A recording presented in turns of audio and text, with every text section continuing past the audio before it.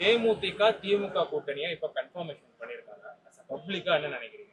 இவங்க தேமுதிகலேருந்து ஒரு 10 சீட் வரையும் கொடுப்பாங்க, அவ்வளோதான். அவங்க கேட்குற அளவுக்கு கொடுக்க முடியாது.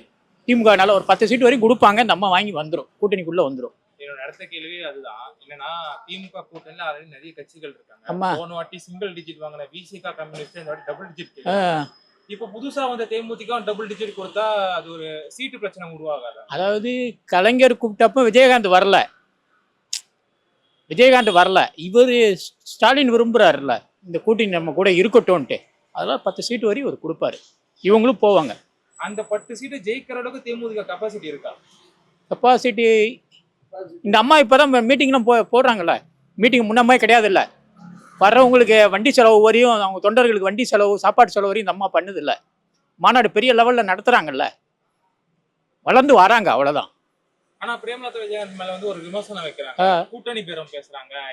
எந்த தொகுதி எந்த கூட்டணி அதிகமான சீட்டு கொடுக்குறாலும் அங்கதான் போவாங்கன்ற மாதிரி சொல்றாங்க. அந்த அம்மா ஜெயிக்கிற இடத்துக்கு போகும், அதான் திமுகவுக்கு போவாங்க. அவங்க எங்கே ஜெயிக்கணும், அவங்க தொண்டரோட விருப்பம் சொல்கிறாங்கல்ல, தொண்டரோட விருப்பம் தான் என்னுடைய விருப்பம் அப்படின்னா அவங்க திமுகவுக்கு போகிறாங்க. கலைஞர் இருந்த டைம்ல வந்து அவங்க அப்ப அன்னைக்கு வரல. இல்ல அதுதான் என்னோட கேள்வி. கலைஞர் இருந்த டைம்ல விஜயகாந்த் நிறைய வாட்டி கூப்பிட்டாரு, ஆனா விஜயகாந்த் அவர்கள் போல. அப்ப இருந்த தொண்டர்கள் தான் இப்பவும் இருக்காங்க. விஜயகாந்த் வேணாம்னு சொன்ன ஒரு முடிவை இவங்க எடுத்திருக்காங்க. இந்த அம்மா போகணுன்ற முடிவு பண்றாங்களா பிரேமலதா? தொண்டர்கள் மத்தியில் ஒரு கசப்பான இல்ல, அவங்க தொண்டர்களோட முடிவு தான் என்னோட முடிவுன்னு அம்மா சொல்லுது இல்ல. அதை தான் இப்ப அவங்க கூட்டணி போறாங்க.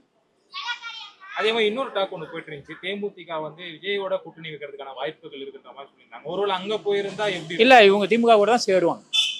மோஸ்ட்லி அந்த அளவுக்கு தான் போவாங்க. வந்து உள்ள கூட்டணிக்குள்ள போயிடுவாங்க.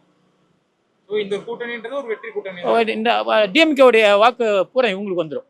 தேமுதிக வந்துடும், திமுக வாக்கு வந்துடும் உள்ள.